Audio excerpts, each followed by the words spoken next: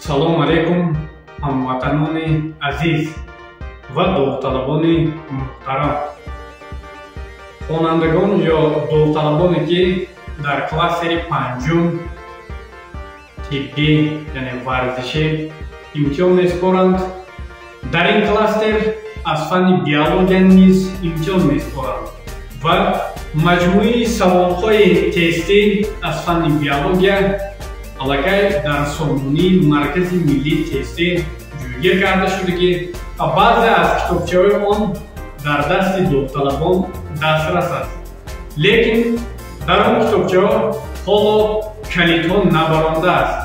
аз ҳамин ҷониб аз ҳамин лаҳза мо бо ҳамдигар тестҳои биологияро кор карда истода ҷавобҳо яъне калидҳои дурусти онро муайян мекунем. пас оғоз мекунем.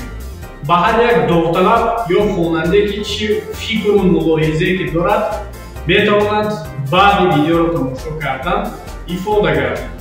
инак рафтем. биологияи умумӣ ва экология.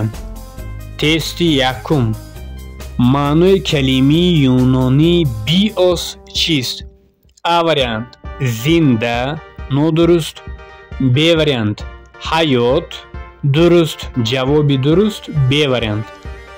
С вариант зистан, нодуруст. Д вариант махлуқот, нодуруст. тести дуюм. кадом зинаи ташаккули материяи зиндаро реаксияҳои биохимиявӣ дар организмҳо ба амал оянда таъмин мекунад? А вариант организмӣ. Б вариант биогеосинозӣ. С вариант молекулавӣ генетикӣ. Д вариант популятсионию намудӣ. дар ин чор ҷавоб маълум аст ки варианти С яъне молекулавии генетикӣ ин зини аввалини ташаккулёбии организмҳои зинда яъне ҳамон зине ки ҳамин реаксияҳо айнан дар ҳамин зина ба амал меояд. аз ин ҷост ки ҷавоби дурусти ин тест С вариант яъне молекулавию генетикӣ мебошад. баъд аз ин зина зини ҳуҷайрагӣ, бофтавӣ, узвӣ, организмӣ, популятсию намудӣ, биогеосинозӣ ва дар охир биосфера аст. тести сеюм. равандҳои асосии фаъолияти ҳаётии организм аз кадом зинии ташаккули материяи зинда оғоз мешавад? чӣ хеле ки дар тести дуюм такрор кардем, зини аввалини ҳаёт ин зини молекулавию генетикӣ мебошад. пас равандҳои асосии фаъолияти ҳаётии организмҳо айнан аз ҳамин зина оғоз мегарданд. яъне А вариант ҳуҷайрагӣ нодуруст.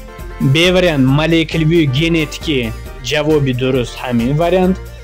С вариант ва Д вариант ҷавобҳои нодурустанд. тести чорум. зини баландтарини ташаккули материяи зиндаи рӯи заминро муайян кунед. А вариант молекулавӣ, нодуруст, зеро зини аввалин. Б вариант организмӣ, нодуруст, зеро ки организми зини панҷумин. С вариант популятсию намудӣ, нодуруст, зини шашумин. Д вариант биосферагӣ, дуруст, яъне зини охирин зини дувоздаҳум яъне зини баландтарини ташаккули материяи зинда дар рӯи замин. тести панҷум. кадом хусусият ба бештари ҳуҷайраҳои зинда тааллуқ дорад? А вариант қобилият доштан ба ҳосилкунии гаметаҳо, нодуруст, зеро ки ҳуҷайраҳои соматикӣ надоранд.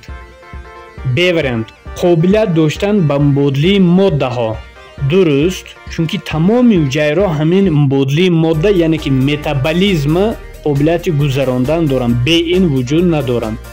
С вариант доштани қобилияти гузарондани импулси асаб, нодуруст, масалан соддатаринҳо ба импулси асаб дида намешавад. Д вариант доштан қобилияти ба амал овардани фотосинтез, ин ҷавоб ҳам нодуруст, зеро ки баъзе ҳайвонот ба ин хел раванд вуҷуд надорад. тести шашум. кадом олим бо таҷриба исбот кард ки ҳама мавҷудоти зинда аз зинда пайдо мешавад? яъне ки биогенез, био ҳаёт, генез инкишоф. А вариант В Прейер нодуруст, зеро ки Прейер панспермияро муайян намудааст.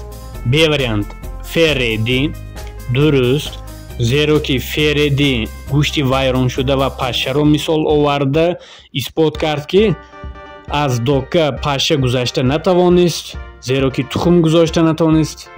аз ҳамин ки мавҷудоти зинда танҳо зинда пайдо шуданро бо ҳамин таҷрибаи оддитарин исбот намудааст. С вариант В Гарве нодуруст аст ин ҷавоб, зеро ки ақидаи Гарве пайдоиши ҳаёт аз тухм аст. Д вариант Арасту нодуруст аст, зеро ки ақидаи Арасту шабушк аз гӯшт, кирмилои хӯрак аз лойқии ҳафзҳо пайдо шуданд. барои ҳамин тести шашум ҷавоби дуруст Б вариант Фереди. тести ҳафтум. аввалин маротиба назари биохимиявии пайдоиши ҳаётро дар рӯи замин кӣ пешниҳод кардааст? А вариант Луи Пастер нодуруст, Луи Пастер пайдоиши ҳаёт аз мавҷудоти зиндаро муайян кардааст. Б вариант С Миллер нодуруст, С Миллер синтези сафедии тавассути дастгоҳи Миллер муайян намудааст. С вариант А.И. Опарин дуруст, А.И. Опарин ҳамин назари биохимиявии пайдоиши ҳаётро ба вуҷуд овардааст. зеро мувофиқи ин фарзия бо роҳи таҷриба дар лабораторияи шароити ҳамонвақтинии замин яъне атмосфери беоксигенро ба вуҷуд овардан лозим буд. Д вариант С Фокс. инҷа нодуруст шудагӣ С Фокс не Р Фокс мешавад. Р Фокс ба ин ҷавоби нодуруст, зеро ки Р Фокс фарзияи ё ин ки назари ҳароратӣ ё гармӣ ё ин ки ҳаёт дар рӯи вулқонҳо пайдо шудаастро ба вуҷуд овардааст. тести ҳаштум. мувофиқати назари Опарин маҷмӯи моддаҳои сермолекулаи бо ҷилди обӣ иҳоташуда чӣ ном доранд? А вариант ҳубобҳо нодуруст, Б вариант пробионтҳо нодуруст, прото яъне ки содда, бионтҳо яъне организмҳои тоядрогӣ содда, аз ҳамин сабаб нодуруст. С вариант квадсерватҳо дуруст, яъне ки квадсерват ин қатрагӣ. Д вариант микросфераҳо, ин ҷавоб низ нодуруст. тести нӯҳум. аввалин организмҳои фотосинтезкунандаеро ки ба атмосфера оксигенро хориҷ мекунанд муайян кунед. А вариант сианобактерияҳо дуруст, зеро ки сианобактерияҳо яъне оксифотобактерия ино организмҳое ки аввалин маротиба дар кураи замин оксигенро аз худ ҷудо намуданд. Б вариант протобионтҳо нодуруст, ино оксиген ҳосил карда наметавонанд. С вариант гетеротрофҳо нодуруст. Д вариант квадсерватҳо, ин ҷавоб низ нодуруст. тести даҳум. кадом организмҳо дар рӯи замин аз ҳама аввалин шуда пайдо шуданд? А вариант гулсангҳо нодуруст, гулсангҳо 200 миллион сол пеш пайдо шуданд.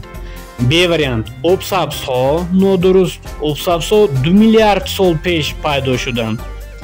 С вариант амёбаҳо нодуруст, амёбаҳо 1,5-2 миллиард сол пеш пайдо шуданд. Д вариант бактерияҳо.